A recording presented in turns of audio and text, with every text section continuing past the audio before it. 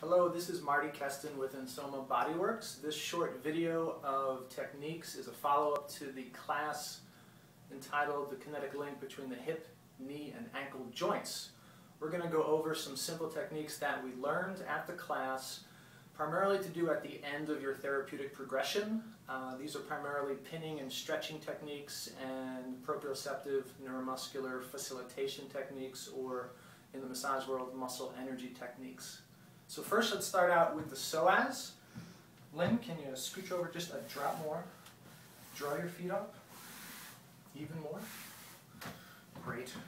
When I work psoas, more often than not, we start at the belly button. We go 2 inches down, 2 inches over towards the side. If you're not sure, you could have your client raise her head off the ground, and that'll engage the abdominal muscles. So I slide off the edge and come back in at a 45-degree angle. Can you try some pelvic tilts, Lynn? Great, back and forth, slow and big movement. What the pelvic tilts is doing is providing motion against my pinning the psoas up against the fingers. So this is actually a pinning and stretching technique. How does it feel, Lynn? Terrific. So again, on the average person, you go 2 inches down and 2 inches over from the belly button. Larger people, it's more. Shorter people, it's less. Great. Now let's show a pinning and stretching technique off the table. This is a great way to stretch the psoas. Let's keep this leg up.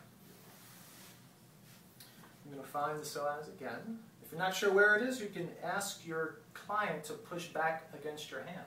And there it is. It pops right up underneath the fingers.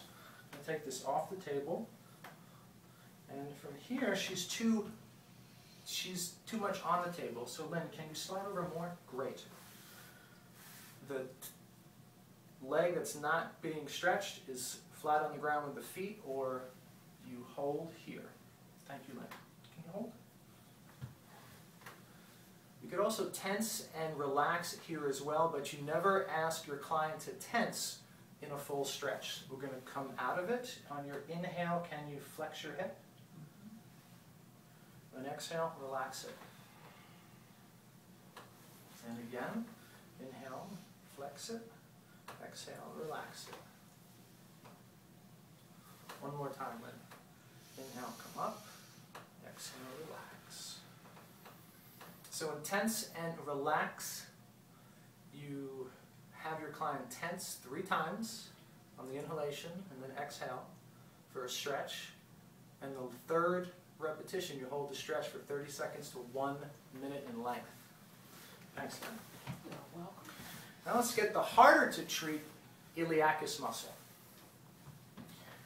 What I'm about to do is take the bottom hand further from her head against her hip bone, push the soft tissue up towards her head, with the top hand come over the iliac crest, not directly at her side, but more anteriorly by the obliques.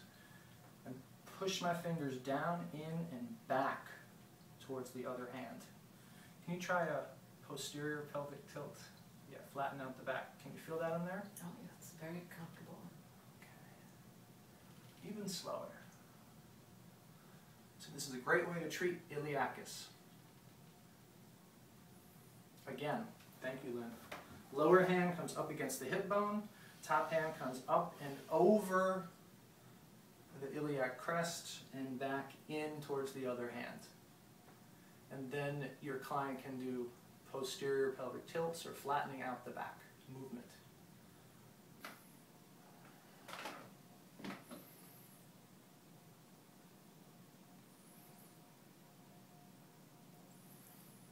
Again, it's pushing in, pushing up, reaching in, down, and back towards the bone.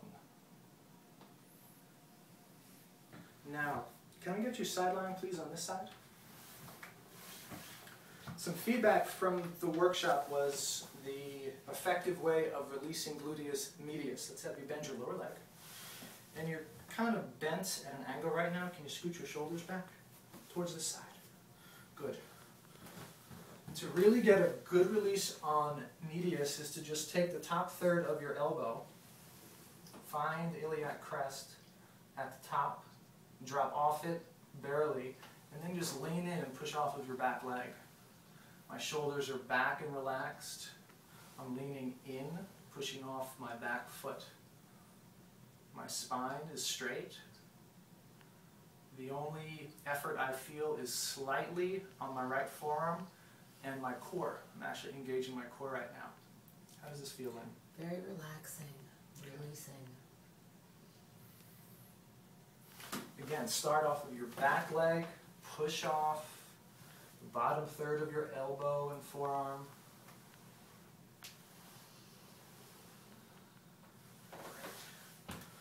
I like to work the sister muscle for gluteus medius almost every time I work on the medius, and that would be the QL. One attaches under the iliac crest, one attaches above it. So after you've done a good therapeutic progression of muscle stripping and frictioning, I would like to then pin it and stretch it. And at the same time, we're also going to stretch medius. Is sore in here at all? No, it's good. Okay. Now, how do we know if we're on the quadratus lumborum or QL muscle? We don't unless we get our client to hike up her hip. There you go. Can you feel it contract in there? Yes. Excellent. So we are on it. So then we're going to take her leg off the side of the table. I'm going to ask her to extend her heel out and pull her toes towards her nose. And I'm leaning in from my thigh into her posterior hip to add traction on the stretch. You could also do tense and relax in this position as well, and take her out of the stretch somewhat. On your inhalation, raise your leg. On your exhalation, stretch it down. And I'm still holding the pin with my thumb. Inhale, come up. Exhale, go down. And she's stretching further now. One more time. Inhale up. Exhale down. What we're doing is engaging the muscle spindles, the sense organ, to overload it. So then when we stretch, we get a longer stretch. The spindles release a little more. Great. Thanks, Lynn. Let's get you on your back now fully. Adductor stretching. There's a really safe and effective way to stretch the adductors, which I'll show you now. So take the free hand on the iliac crest. So we're going to stretch the adductors by abducting. We are also going to do tense and relax. So on your inhale, press into my thigh. Exhale, relax. And again, inhale, press, exhale, relax. I'm using a wide stance. My shoulders are relaxed. My head is up. I'm not looking down at my work, which we're all guilty of. And at the end, you hold the stretch for at least 30 seconds. Can you also tighten up your thigh now as well? Your quadriceps, just fire them up so you have a straight leg on this side. Yeah. That isolates the adductors more by tightening up the thigh. And then we get a bit more of the stretch out of it. Great. Okay. Also covered in the class was not a special technique, but an oldie on how to release the hamstrings near the proximal attachment site. We do that by finding the sit bone, and either with finger, knuckle, or the elbow, friction right above the sit bone. Again, I'm coming off my back foot, I'm pushing. I'm feeling some discrepancies in the musculotendon unit. I'm going to open them up with the frictioning. Allow the sarcomeres to release. I would do this for about 1 minute, take a break, go back, and go back one more time. A series of 3. And then to get a really good stretch, would be to have her inhale and press up.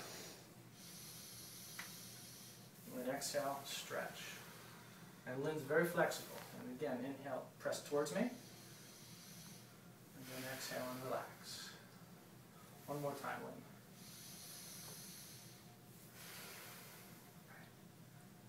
Even if someone's very flexible, like a yogi or Lynn here, why bother stretching?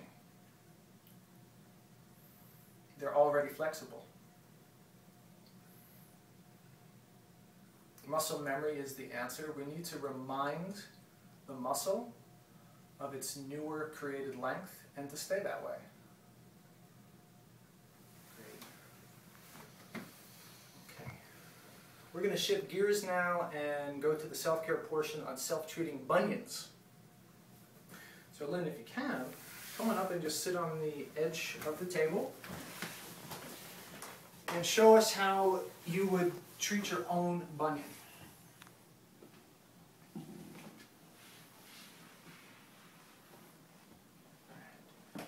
We're working with what's called the seesaw principle. We're reversing the mechanical stress on the bones. She's actually using a lot of firm pressure on the thumb as it rubs right above the base of the big toe, and actually pulling pretty firmly with her fingers. Doing this every day for a few months will undo bunions. 100%? Probably not. 50%? Probably. It also depends on how bad and how old the bunions are. Along with this technique, it would be really good to balance out the lower leg musculature, especially the tibialis posterior and peroneus longus. Seesaw technique to treat bunions. Thanks for watching, and if you have any questions or comments, please call me, 704-335-8115, or email me from my website, ensomabodyworks.com. Also, I'll be teaching September 8th in the Northeast Corridor unit for the American Massage Therapy Association on a class entitled Secrets of the Neck and Shoulders. It's an 8-hour CEU class. Hope to see you there.